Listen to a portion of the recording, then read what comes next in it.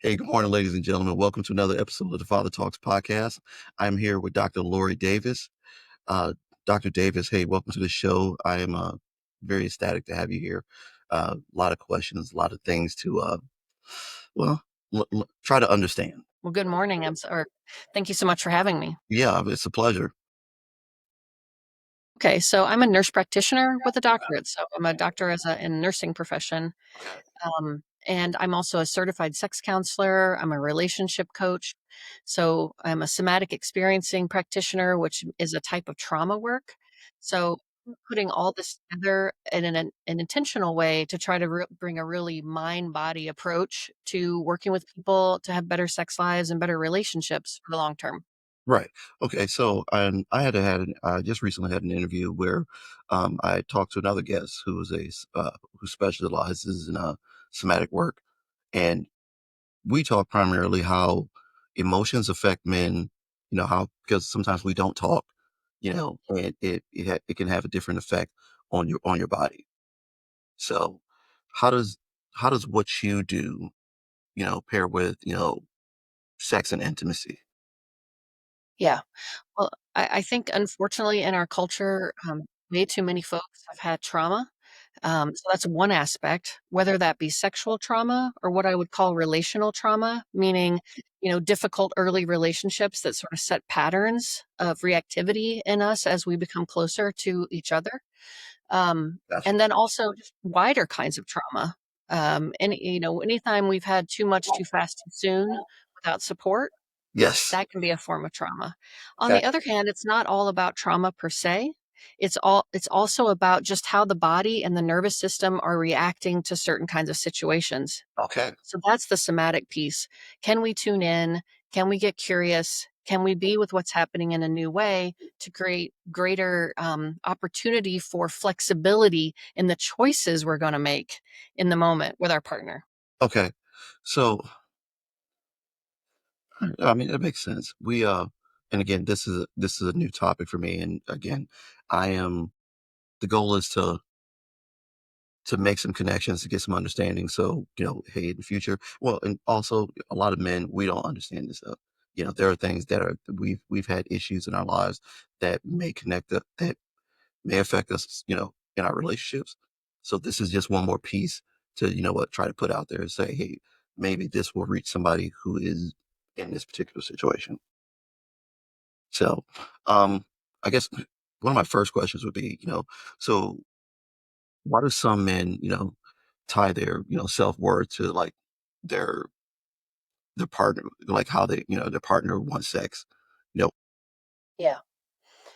I think that we live in a patriarchal culture, and that's going to set up certain expectations for men about where they get their self worth, you know? So there's a classic kind of old school history where men get their self worth from what they do in the world, right? So that can be what they're accomplishing outside of their relationship. The other piece of where men are classically trained to get self worth is from being able to I won't use the word conquer, but be able to get that feedback of longing and desire from a partner. And so sexual expression and being received sexually is a major part of self-esteem, right? As is what you do in the world. So I call that externally based self-esteem. The idea that my worth is when you like me, when I make enough money, when I'm doing this or that in the world or the community where I have a certain amount of stuff, and that's where I buy my self-esteem from. That's where the problem is basically set up, and sexuality and expression with our partner is just another example of that externally based self-esteem. That's okay, right? Because we want to be able to enjoy, right? And that it is a cherry on top to our self-esteem in a way, right? Our sexual connection with our partners. The problem is that sex relationship can't really handle that weight, Right. right? If the weight of your self-esteem is coming from this, it's just not going to work out. It's going to put too much pressure on the other person, too much pressure on the experience. And so what I'm advocating for is internally based self-esteem. When we can operate from a place where like I know I'm okay and that I am worth as much as you or anybody else just based on the fact that I inhale oxygen and exhale CO2 or Right. whatever the source of that is for you, that's a place where we can actually have sexual relationships and our long-term relationships that are solid and work. Okay. So let me follow that up with then, like, so for men, what happens to a man when he emotionally gets, when he's getting emotional, when he gets turned down? Yeah. The feeling of rejection can be so monumental, you know, the idea that this is a painful experience, that this is, what I w it's very activating. It creates a lot of urgency to make something different because it feels like a wound to ourself, right? If I'm basing myself on how you're responding to me, if you reject me, that is like a wound straight to my heart, you know? And being rejected sexually has, it's just I think the thing is about sex is that we are in it, we can, have such a feeling of being accepted, right? So the feeling of being accepted is potentially huge, right? So when we get the opposite, which is rejection, it's just going in, just as significantly into that negative direction. I also think that rejection, um, it tends to pile on top of other rejections. So if I as a person have been rejected or I as a child have like struggled to like connect and feel worthy with other people, it's going to compound the rejection, quote unquote, that I'm feeling in that moment. And I just want to highlight for a second that being told no isn't exactly a rejection, right? So we Well, got to back that up. But, yeah, now and so that's a hard thing to square with men. So you mhm. hear no and you instantly think rejection. So, but I'm sorry, go ahead. Yeah, yeah, so that's one of the places where we can be like, slow this train down, Okay. right? So when your partner says no, right, we wanna know what is this actually about for them, right? I wanna maintain curiosity because often a partner is saying no for their own particular reasons, right? And if we can be curious about that, we're gonna have a lot more opportunities to get to yes or maybe, or how about we try something different? Yeah. So it's the no is about your partner, and if your partner's saying no to you about something about the relationship or about something that they're not happy with, you gotta hear that too, you know? And so, um, I think that the no is a place for curiosity rather than a feeling of rejection, and that is hard work, and that is what we're doing in relationship as we mature through the process of growing up together with our partners, you know? Well, now I will say that, and I, obviously I talk to a lot of guys, and sometimes, I hear, man, wife always tells me no. It's been this many months. It's been yada yada yada, and oftentimes I hear I hear a lot of things. So some of my guy friends are not the men that they were before, and that is what attracted their significant other. I'll give you an example: the asking or trying to plan. Okay. Now, I have female friends too who say, listen, I'm not trying to plan anything. I don't want something scheduled on the calendar. Okay. So a lot of women are like, that's a major problem. And that's what I hear from a lot of guys is that they're always trying to make a boom boom Friday, if you will. You know, Mhm, mhm. it's not a turn on. So but then there's the overall experience too, where sometimes it is not about us, it's about you. And that becomes a problem, so and I've never heard of never heard a guy say, "Yeah, she's always thinking about her, she always gets hers and I never get mine." It's definitely always the other way around. So, how do we how do men become better listeners and so they can fix these things? Because I can tell you right now, this would be a hard conversation for any man to hear that it's, "Hey, I don't even know how to broach you." Yeah. Um, well, a few points you made about the idea of scheduling, Yes. right? So the idea that no one really wants to schedule, like that just is not hot, basically. That's not exciting. And yet we schedule everything else we do in our lives. If I'm going out for a nice dinner, if I'm going to go see a Broadway show, whatever it is that I'm going to do, we have to schedule it to be able to make time and space for it. And I say, you got to make time and space for this kind of connection, right? So if spontaneous connection becomes difficult or we're not being able to catch each other, setting aside time to be together, I think is really helpful. I know people like tense or kind of ugh, at that idea. I think that we can do it in a way that's yummy. Right? Could it be something that's set aside and I know at 7 o'clock we're gonna be able to spend time together? What I would caution people to do is say, we're not setting aside time to have sex, right? We're Right. setting aside time to be together and see what kind of experience we can create in a really open-ended way. I think that's a very different thing in regards to scheduling. Yeah, Yeah, and that I guess, yeah, that makes more sense.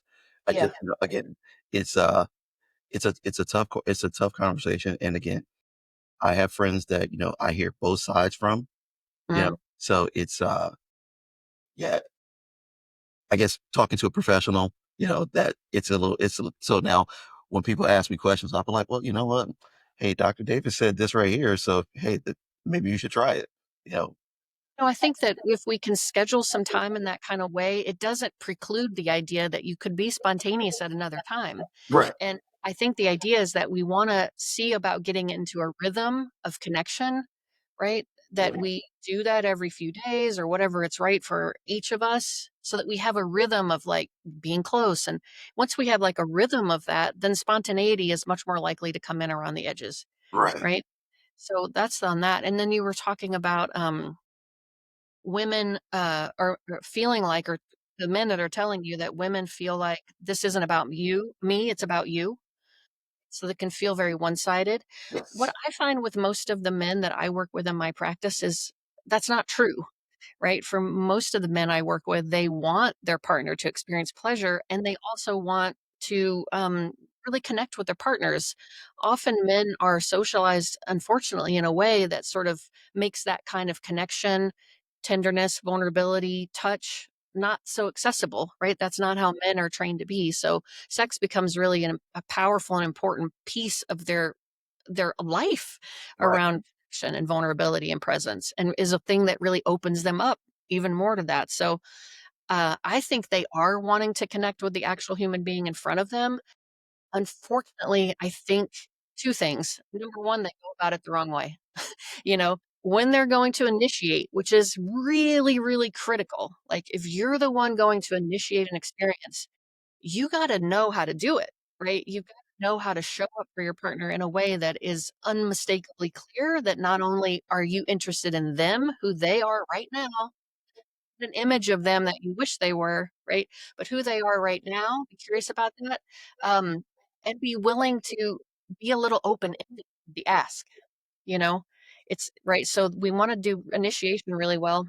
And then on the other side, I would say for women, there's again, I keep talking about culture, but the idea that male desire is, a little bit frightening. It's not safe, right? Not your partner's desire, but in general in society, right? For female-bodied folks, male desire is we've been trained from early ages to be a little hesitant and suspicious of it, you know? And so we bring that knowing into our long-term relationships, and it's subtly kind of like creating this moment when our partner approaches, it's like, "Uh-oh, this is about you, not about me." And so women also have to, slow down, right? Notice what's happening, right? See that this is actually your partner, right? Not just the shape of a male figure with desire. That's the way the brain works, right? And be able to work through that. I do think that's a big piece of what we're doing in long-term relationships. One of the things on the female side is learning to be able to let go of some of those automatic responses to men that is putting up a protective mechanism and imagining it's all about them because we really got to tune into our partners uh, who aren't that's not what this is about, but also our partners need to tune in to be really present and curious with their female partners so that they feel like it's about them. That's why it doesn't feel like it's about them because we're not present and curious about the person, right? Does that make sense? Yeah, yeah. So, and this is the thing. So, I've always been taught that, hey, relationships are 50-50. Everything we do is, we're meeting each other in the middle, and I mean, when you really connect with somebody, then you want to be given 100, not, half of everything. And I find that not just, so it took me a long time to find somebody that, what, I could connect with, you know, both physically and emotionally, where it wasn't just sex, and it wasn't just, or I was getting an emotional piece from my relationship, but not the sexual piece, you know. And finally, through trials and, you know, bad relationships, I finally got both.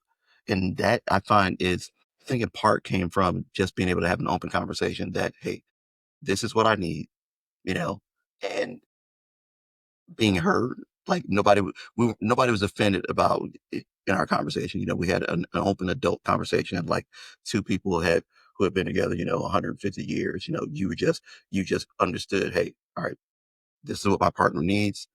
We're going to make sure that always happens. And I find that a lot of people can't get past the conversation that they need to have because everybody's feelings get hurt before they can hear their partner. Absolutely. So Absolutely. This is one of the most difficult conversations for us to, like, maintain our, like, yeah, "Okay, let me tell you what I feel, and let me tolerate how you react to that. At the same time, I have to hear what you feel and modulate and kind of be a relational human on the other side." So being able to share back and forth around sexuality is just super intense for people. It brings up so much, and people are really, like, fragile, in terms of their, ability to stay down regulated and grounded. It's really yeah. fragile kind of spaces. Now, Um, I yeah, will that when you and I apologize. Oftentimes I feel like men feel that we can't express how we feel about certain things, right? Because when we express how we feel about certain things, sometimes it is hurtful to our partner, right? So then our partner responds with, well, you know what, that hurt my feelings. And now we never really get into the conversation about what affected me because now I'm apologizing for how you feel about, yeah, about what I said. yeah, yeah, And the intent's not to be mean, it's we're trying to have a conversation, but now we've already forgotten about the purpose of this conversation because I'm already trying to fix your hurt feelings. yeah, yeah. I think, yeah, we wanna make sure that the way we're on the one hand, we wanna make sure that the way we're presenting what we're saying is Yeah. as kind and loving, but also clear to our partners. And if our partners feels reactive to that, despite that effort, it becomes a problem if your hurt feelings, however that's true or made up, or your story you're making up about something, overtake your capacity to be with the original concern. I do think that's a tricky place for people. I think that's where really working on communication, like, it's a skill, you know? So look, that didn't go that well. Let's back up and go from, like, a meta view. Why don't we practice that again, with another kind of content or something? Having a partner who's willing to be thoughtful, experimental, and curious about the way dynamics are going, Right. and not just ending everything with a pointed finger or blaming themselves. What a beautiful thing. What a beautiful thing, right? And that's where we're trying to get to, I think, because otherwise we're just stuck in the dances that we do, and that's it, right? So what I see there is like a dance. You say a concern, your partner says, "What are you trying to say? It's about me." So they get defensive, right? They attack, they withdraw. Then what do you do? Maybe you get defensive, so we're doing like a little dance around certain kinds of topics, and we can get stuck in that, right? So it's like how to see, "Oh, that's a dance we do, not a problem about me and you. We're good people, right? But this dance we do, problematic. Let's see if we can learn some new steps, you Yeah. know, together." Right. And unfortunately, more often than not, and this doesn't have to necessarily even be just about sex, but it's already hard for men to express themselves about most things. We're either happy or we're angry. That's usually how we're seen most of the time. And the goal of this is to try to change that so we can express ourselves about any topic and, be okay with that expression. So For instance, okay, for men, what would you say is the one thing that most men get wrong, that most men get completely wrong when it comes to women and their desires and needs? Wrong. What I think is the most well, I'll say a painful one, that a Okay. lot of women are very distressed Okay. about the way that sex is going in their relationship. And what I mean by that is their partner will, let's say you've been in a relationship for a while and you've got mismatched desire. So classically, the male in the relationship has higher desire for sexuality. The female will move into a place of having lower desire for that. Now, I don't think that's like a truism across all things. And I think it's a really complicated thing, but we can set up the structure. As you go through a relationship long term and the higher desire partner has been initiating sex and the lower desire partner has been feeling more stressed or pressured or um, that can set up a lot of really difficult internal sensations for the lower desire partner, for the woman. And they feel they're worried about the next time the partner's going to ask. They're bracing physically for the next time their partner asks. They don't like this. They don't want to feel that way. They are as just as stupefied by the whole thing as their partners are, but they become more and more what I call triggered or kind of traumatized in a certain kind of way just through the way the dance has been going in the relationship. Now I don't really call it trauma, but I'm just calling it like a certain kind of reactivity that's very painful, flinching, pulling away, avoiding. When they actually get to a time when their partner asks for sex more directly, they feel what I call the knot, which is this overwhelming, instantaneous, multiple emotion, multiple physical sensation thing. So, what does this include? Oh no. I wish I was, but I can't find it now. I must be broken. Something's wrong with me. What about him? Why is he always wanting sex from me? What's his problem? Doesn't he know? So I'm like angry, resentful, shamed, sad, guilty, you know, and then embarrassed, kind of anxious about what's going to happen next. So this all comes in like a whoosh and the body can tighten. And so if you're seeing your partner um, look reactive to the sexual thing that's happening between you, don't take that as a personal affront, they don't like you. What I want you to slow down and think is, "Oh my goodness, somehow the way sex has been going in our relationship is really like feeling bad for my partner." And that's not because the sex we actually have is bad. It's not because they don't experience pleasure in the sex you have, but something about the dance around trying to negotiate and actually get to a sexual experience has just created like a really noxious, nasty set of feelings in them. And being able the hardest thing I think for women about having that is that they want to feel hot and turned on when you come to them, but they don't. They feel this really terrible thing. And that's not their fault. It's not your fault. It's just you can slow down and, what I call undo the aloneness. A woman experiencing that is very alone and very ashamed in many ways. And so you being able to tune in as the man to say, "What do we need to do? How can I show up differently?" I Right. love like, if I go to touch you and you get a strong sensation there that feels like pull away, let's just slow down, you know? What like, simple touch, a handhold or something might you wanna, like, facilitate them being with that with you lovingly, because ultimately, like, that's what's in the way between you and sex. Right. Better lighting or a candle or, better cologne or something. So that's my biggest take home, I think 2 things, to know that the low desire partner, your partner, if they're saying no and looking, um, you can feel some body stuff behind that. Tune in, Yeah. you know, tell them you don't wanna have sex until you can be with that. Yeah. You're not trying to get around it, make an end run. You're not trying to like, uh, surprise them and hopefully they won't feel that way, or if I took you to dinner, no, be with that. Right. Yeah. You know, I will tell you that that's a huge ask for men to not not get offended because it's just a it's I know that men connect better through intimacy and women require a little bit more.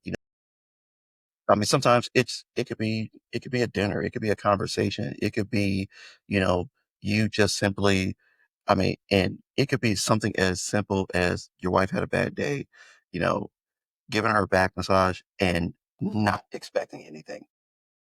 Bingo. you know? Yeah. So you're doing it just because she said her back hurts, not because that back massage is tied into you hoping to get lucky. So if you, so I know that those things, and if more men understood that, yeah, you give the massage without expecting anything in return. You know, that's saying, hey, I'm genuinely focused on you. I genuinely care about you. This was a situation that hey, I just want to do something for you. And again, I've had tons of conversations with female friends, relatives, everything, and I I listen intently because I don't want to be that guy. And I mean I have been in my life several times. I've learned, and I want to see other people learn this. Before they get into a situation where it's been months since you and your spouse have been together. You guys don't do anything. You both just go to work and you come home. You're more like roommates than, these two loving people have made this beautiful family together. And that seems to be where I think our disconnect is, especially as men, is that we don't think, a lot of us don't think about the bigger picture. We're just thinking about, hey, I, I want sex now. And, Yeah. and we're not Yeah. thinking about the bigger picture. You know, um, sort of we want to engage with our partners with letting go of the outcome, you Sure. know, wanna, like open doors. And if we're not looking for like, well, what's the next thing happening after that? It's much more likely to open up into something that you might be longing for. It's a really tough thing. It's a paradox, right? We both want it and we have to know that let our partners know that it's okay if we don't get it, right? And yeah, so I think non-erotic touch is super important for women. I think obviously communication and emotional connection is super important for women, but I would also say that it's not a one-to-one, you know. Yeah. Doing one thing doesn't lead to the other, and but I just wanna say to men that I don't expect them to do all the heavy lifting here, that I do think that their partners can be, just as invested in looking at their automatic responses to all this. So that's what I'm trying to get men to do, is look at their automatic responses to all this, Okay. and their partner needs to be the same, they need to be doing the same work, right? It's not yeah, so but I do think what's getting generally gets lost is what the men need to do in this conversation, because it often gets painted that the women just need to get it together. And they have a low desire and they need a medication or they need to go to therapy or whatever. What I would say, I just want to like interject this now. I think this is a good spot. Is that I think that what I'm trying to help higher desire men do is to learn how to be relational in their desire, Okay. right? They've never really had, if you've not been in a long term relationship with a loving partner trying to create this real kind of thing, you just never had had to develop that skill, right? Right? So you're going to be with your loving one every single day, right? Morning, noon, and night. And your desire is going to get activated. And the way it's going to do, what are you going to do about it? You are being, the challenge is to become relational in your desire. If we can work towards becoming relational in the desire with the actual human in front of us, then we've got something really special. Because I think higher desire partners in relationships have like I mean, I think about it this way, it's like a sacred power, and that sacred power is that the feelings inside your body are always going to remind us about love and connection and slowing down and play and presence with each other. The lower desire partner might not have that bodily signal. They just don't get that kind of heat or urgency or need or whatever you want to call it, the bodily signal of desire and arousal. So to have one person who has that signal to me is essential, right?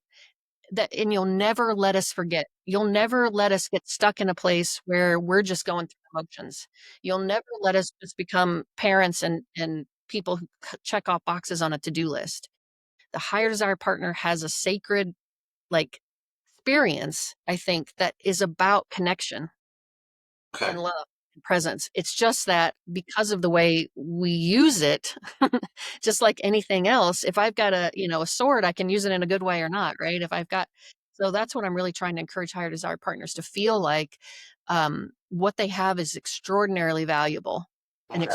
extraordinary resource. Let's use it the right way. Right. So when we have women, young ladies across the board who have had who have how do I want to frame this or phrase this? All right, let's just say my significant other has lower desire than I do, but that comes from her being in, at least from what the conversations we've had, it come part in part is because she doesn't know what she wants or what she expects because she's been in relationships where it's been one-sided or the focus has always been about the partner and never her.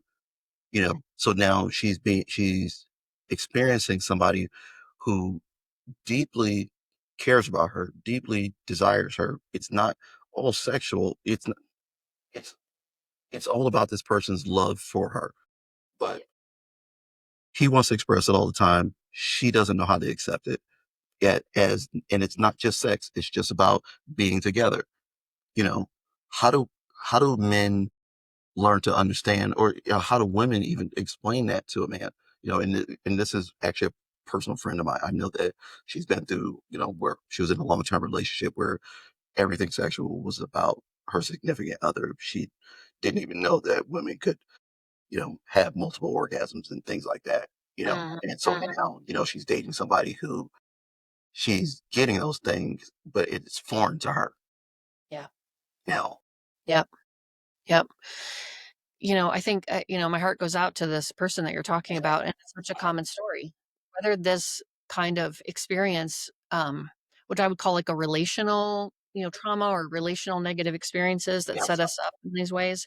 It can be with partners that we've had in the past. It can also be about the way we understood love and connection in childhood and through childhood that can right. make people set up to feel like if you love me, what love means is that you take. If you love me, it's about me doing for you.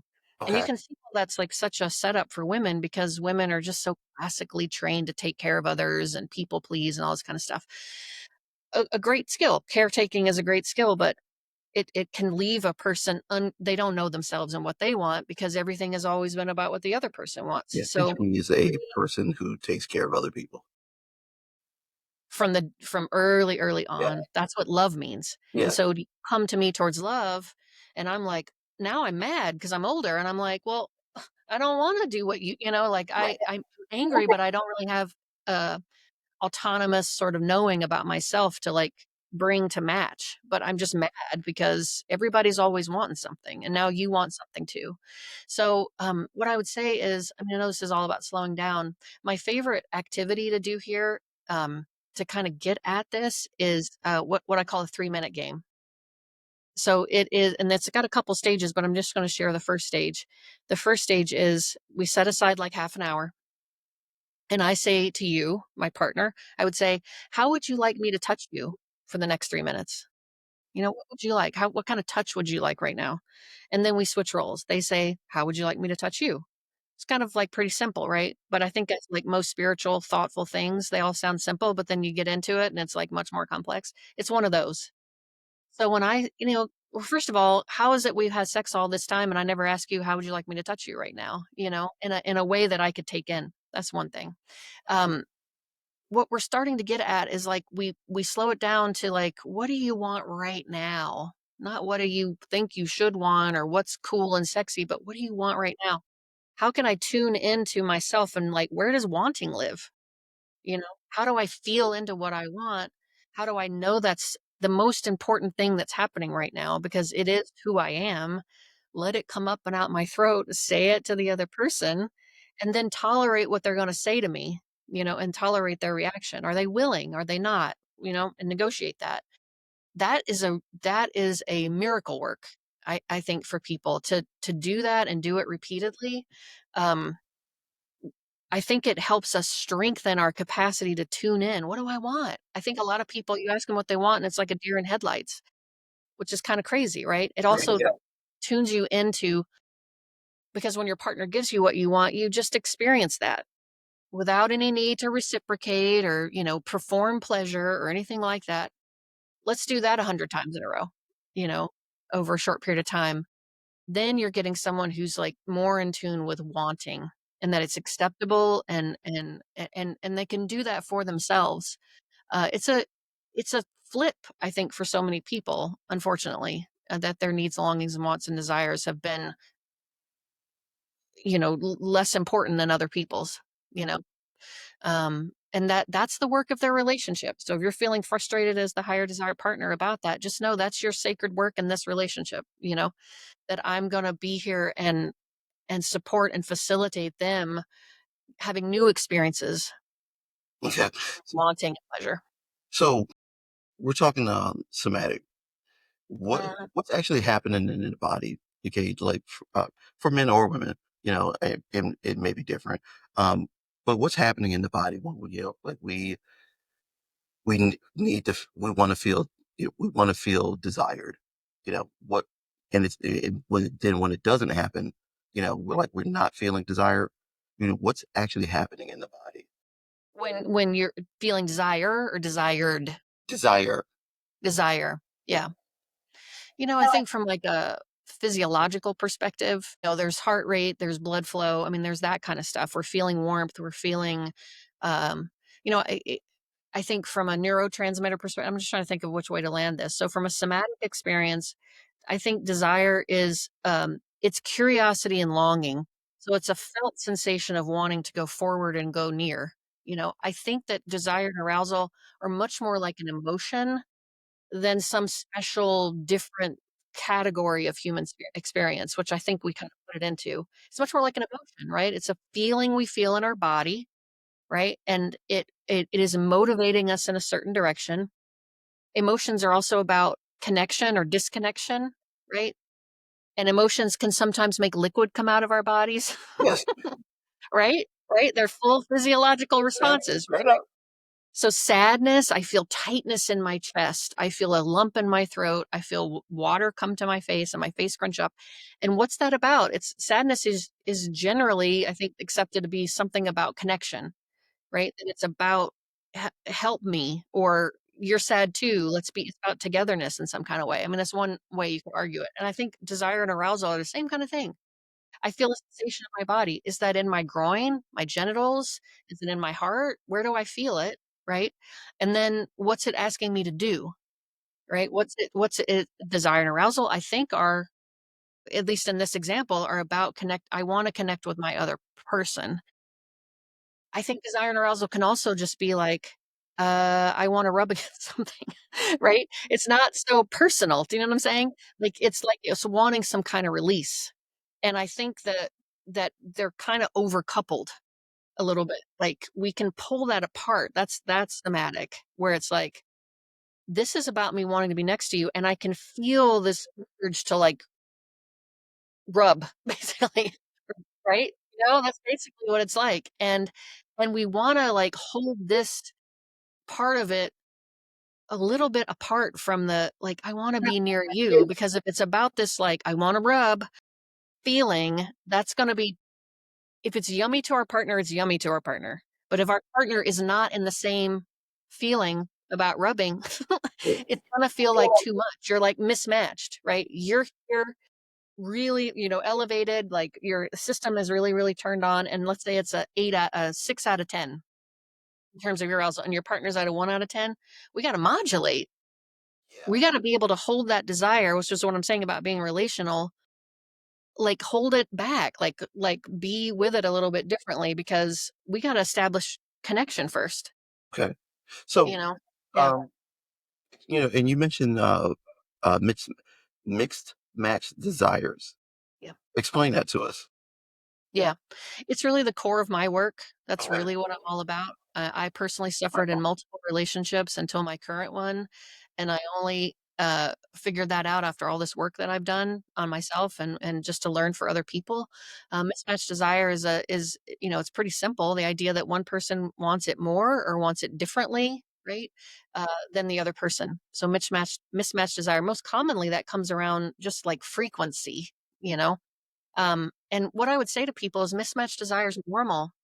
Like, of course, in a long-term relationship, someone's gonna want it now, someone's gonna want it later, someone's gonna want it every day, someone's gonna want it this position, so this mismatched desire is normal in sex. It's normal throughout the relationship, you know?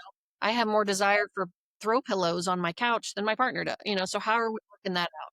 So we've differences, and we're trying to learn how to work that out, right? So that's mismatched desire in a nutshell. The question is, why is that so painful for some people? Not everybody with mismatched desire is coming into my office. Some people are able to kind of handle the differences a little bit more easily. I think a ton of things make that hard. Okay. I think mismatched desire can be one of the most painful relationship experiences, honestly. So I just want to highlight that when it's gone bad. So I think mismatched desire goes bad because so many reasons, but I think at the beginning of a relationship, we're in a certain phase, right? We're in that newlywed, call it symbiotic, you complete me, it's so easy, you reach, I respond, and vice versa. We're just the same. And then we move into the next phase of relationship. And that phase of a relationship is takes quite a while.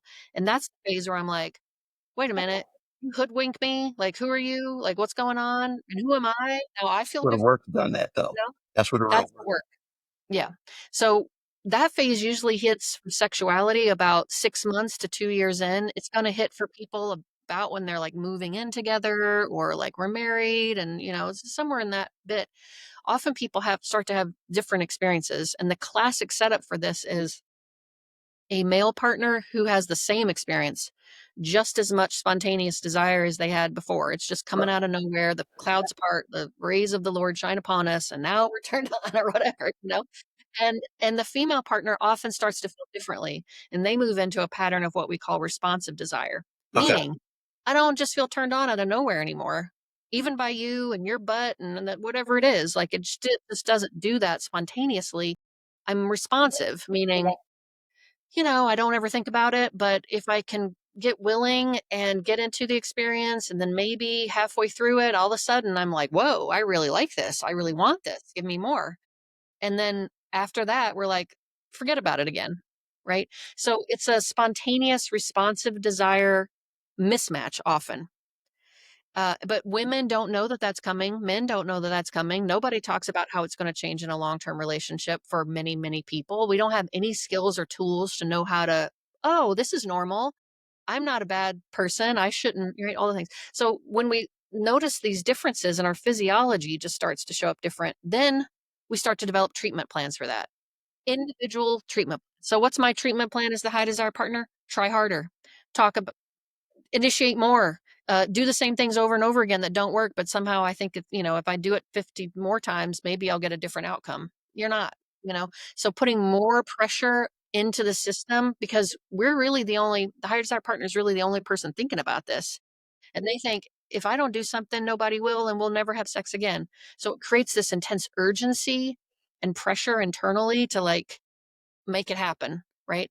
And that is, it's gonna make arousal seem more intense. It's gonna make desire seem, because now I've been thwarted in my efforts. Right. On the low desire partner side, they might start out with, story sex, trying to manage their partner sex. I don't want you to get upset. I don't want you to feel bad. So let me do that. We start closing down the possibilities of the sex we had, which, like, sex becomes a quickie, which, by the way, quickies are great, but sex becomes like we do less and less and less. Partners are saying, let's just do you to the higher desire, let's, whatever, let me just give you a whatever. And so we close down what we do sexually. We start to do this thing we call the pursue distance cycle, right? And we run, so let's just imagine we do that for 15, 20 years. And then you show up in my office and you're miserable because what could have been okay, we're two different people, let's try to work that out, is now run through the ringer of us chasing and withdrawing and managing, all in an effort to try to make this work. But all of that effort just makes it worse. That's what I want people to know. There's something about this immediate response without enough knowledge and patience and experimental kind of curious attitude that will just make it worse. It's not your fault. The plan you had to make this better makes perfect sense, and it will just make it worse. So trying to learn about mismatched desire, um, as a normal, common feature of relationships, not a personal failing on either person's fault, is the key, right? It's the key. Yeah. Okay. So I guess then the people end up in your office, years later, even though, all right, so we're trying to have a conversation about what's going on in our relationship. Both of us want to fix this, but why do some of these conversations still break down? And we Mhm. both want the same thing. We both want to fix it, but we're trying to have these conversations, and for some reason, there's still a breakdown in the conversation, and we end up not solving anything. What's causing it?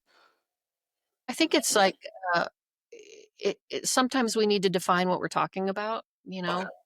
That's one thing. People are like, "Sex this, sex that." I sometimes tell clients that the word sex is banned from my office. What would you say if you couldn't say sex? Because I think sex for so many people means penis and vagina, and that if we, like, squish it down to just mean that, right? We just minimize it to that, I think we're having, like, different conversations. So we're trying to get on the same page about what it is we're talking about. What do we mean? What are we wanting out of that? So that's one thing. I think that we're, acting from a lot of, pre-existing core beliefs about shoulds. Everyone, we should have sex every day. That's what you're supposed to do. That's how it is. And I know that's because that's how my body feels and that's normal and natural and that's evolutionary or whatever the reason you're going to pull that like your personal thing is the normal thing, right? So we want to like really examine our shoulds and what's normal. We want to examine like what are the implicit contracts here in this relationship. Did you come into this relationship expecting that you would have like sex on tap basically, right? And if so, where'd you come up with that idea? So we want to look at implicit core beliefs because if we're working from language that we don't share and we're working from implicit ideas and beliefs about how desire and sex work in relationships, well, we're going to just be arguing for our own point and not being able to catch our partner's idea. So we call that a losing strategy in the work I do. It's the losing strategy of being right. You can be right or you can be in a relationship, right? So when it comes to sex, we got to get out of the deal that like my sexual whatever is normal and right and yours isn't, right? So that's kind of be a lot of rewiring. So I think just some fundamental sexual kind of education and knowledge about how this stuff all works and getting on the same page about what we're working with is key. People just become really reactive in these conversations. This is fundamentally like there's a writer who talks about this as the sexual crucible, a crucible where we put the heat on to grow. Yep. So sexuality is the crucible for growing you as a human being. We put you in as a little embryonic, Michael before he got in this relationship, and we put the heat on. And then the challenge is to grow, right? To grow and to be able to do this thing where I can feel my butt in the chair and I can lean back a second and I can let you talk and I can try to understand. I want to be able to like understand you and help you understand me. I think people get and they take it too fast. They do it once and say, the classic thing, Michael, is that people come into my office and I'll say, "Have you ever talked about this problem that you're having?" And they'll say, "Oh, yeah. Oh, yeah.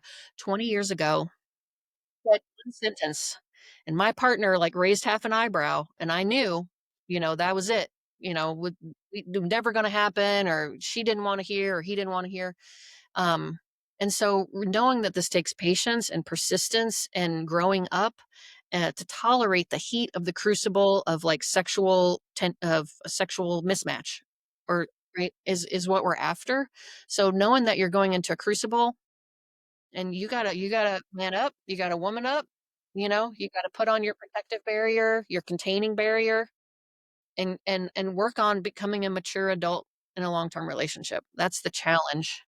And oftentimes that takes help from another person because a third party can help us stay grounded and really look at what we're trying to what's the enemy, right? And it's not your partner, Right. you know. Mhm. I can tell you it's taken me a long time just to be wrong about simple things, even, in life. So I can imagine that people going through something as, I don't want to say traumatizing, but as difficult as, talking about your sexuality or talking about your lack of sex or, your need for, you know, all of those things I can imagine are extremely difficult because, again, I've had a hard time, not so much anymore, but, just being able to acknowledge my part in something. being able to sit and say, okay, you know what? Had I not done this, or had I have been, more responsive to what was said to me, maybe we would not be arguing right now, you know. And I've done my share of therapy, for different things, and you learn a lot about yourself, learning to recognize, hey, what, we're arguing about something, but we're not arguing because of this. We're arguing because of something else that upset me, and I turned this I turned this opportunity to argue about that. Sure did. You That's know, what we do. so and Mhm. that's so I imagine that this is roughly it's a it's a learned skill, Sure you know, is. and I can tell anybody listening, all of this, like anything, requires practice, because again, and I've heard a lot of stuff today that I'm like, man, I don't have to do that.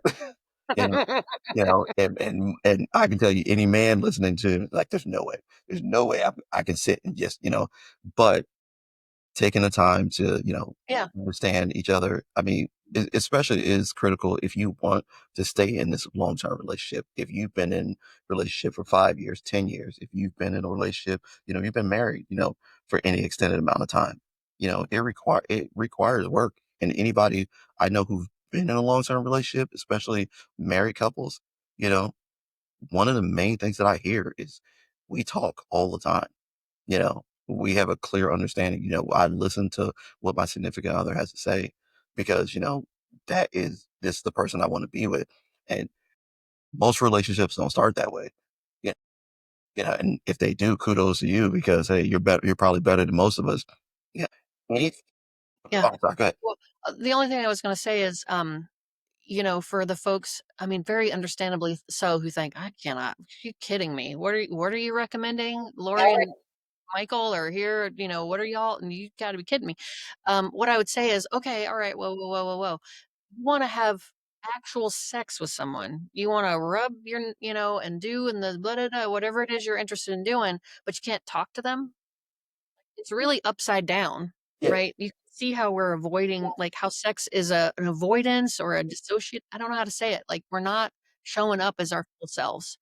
If we can have sex with this person over and over again in a Yeah. long-term relationship and build a whole life with them, but we can't have a conversation, so you're telling me that the conversation is more intimate than the sex, in a way, and so what I wanna point you to, if you wanna have intimacy, real intimacy, you gotta be able to talk about it and with your eyes open and your heart open and not your genitals aroused, and be able to have a conversation about what's happening, like, that's intimacy. That's what you're looking for. It turns out if you're telling me it's that hard, it means it's much more intimate and vulnerable than the sex you're trying to have, and so, let's get on it. Yeah. Well, Let's I can let's tell you right now, challenge each other. to me, one of the most attractive things, in a relationship is conversation. And people think that I'm joking when I say that, but listen, looks fade. Okay. And being able to sit down with somebody and have a conversation, to me, is still one of the most attractive things. You can listen, you could be a 7 and be so emotionally attractive just by your conversation. You know, you can be a 10 and not be able to, hold a conversation about jack and or squat, and that Mhm. it, and eventually you get the looks are just not enough. You want to be able to have a conversation with a meaningful conversation with somebody, you know, just being able to sit there and talk, you know, I can't speak for other people, is a huge thing for me, being able to look across the table with somebody. We're having a glass of wine, we're having dinner, but we're having a very intense conversation about whatever, you know, And that you or can do that when you don't agree. yes, That's another thing, that doesn't feel good, but we can do that when we don't agree. Practice it somewhere else. If you feel like sex is hard, well, talk about something else you don't agree on yes, and work through that as a skill on your own. How do I stay present? How do I stay grounded? How do I keep my ears open, and my heart open while this other person is saying something I don't agree with? You know, challenge, Mhm. okay. So, Dr. Davis, do you got anything else that you want to leave us with, especially listen, and I specifically mean this on the men's side because we're terrible communicators. So we I want a piece of advice to help men be better communicators. And I don't mean just sexually. I mean even just being able to talk to their partner about what's going on and their partner's needs. Yeah. I would say to, look at how you're listening, Okay. right? This is about listening. That's one piece of what a conversation is about. How do you listen? You listen to understand, and you listen to help the other person understand how they feel. Okay. This is imagine your partner talking, and I always say, like, this is where you're aiming for. You're aiming for, oh, that makes so much sense. If I, believed what you believe and thought what you thought, and that experience went that way, like, that makes so much sense. And so you're looking to listen as long as needs be. You're looking to ask open-ended kind of questions for clarification and support of them to get it out the right way. And then we're getting to a place where, like, that makes so much sense. I get it because that's what your partner wants. They want you to get them. They want to be got. They Right, right. want, and that's how they feel seen. And then they know you see them, and they don't feel like the sex you want from them is about you. So seeing if you can help your partners get got, and looking for, like, could I tell her honestly? It makes so much sense. I get it, you know? And can I let her, if I can communicate that in an authentic way to her, okay, well, now we're cooking. And then we got to work on your side about what you need to share. But landing the listening and getting them got Right. is going to be huge. That makes Outstanding. so much sense. That's all you got to remember. That makes so much sense. That's where I'm trying to head. Okay. Ladies and gentlemen, hey, this is exactly why Dr. Davis has been featured in the New York Times, on Oprah's Daily, and Women's Health, because apparently she knows what she's talking about. So, hey, let's take this advice and run with it. You know, we can pass it off as our own. That's great. And if the listeners want more from me, they can go to mismatcheddesire.com. Okay. They can get a series of emails, not a spam or anything, but just a series of emails going through mismatched desire that they can read themselves and learn more. And they can use it to start conversations with their partners. Even just asking them to read about it is really helpful. So mismatcheddesire.com. And otherwise, I'd love to come back and talk to you. Yeah, This has been great. absolutely. Thank you so much. Hey, it's been an education. I love it when I actually learn something. So thank you so much for coming on the show. Looking forward to having you back, and have yourself a wonderful rest of your Sunday. Thank you so much. Thank you.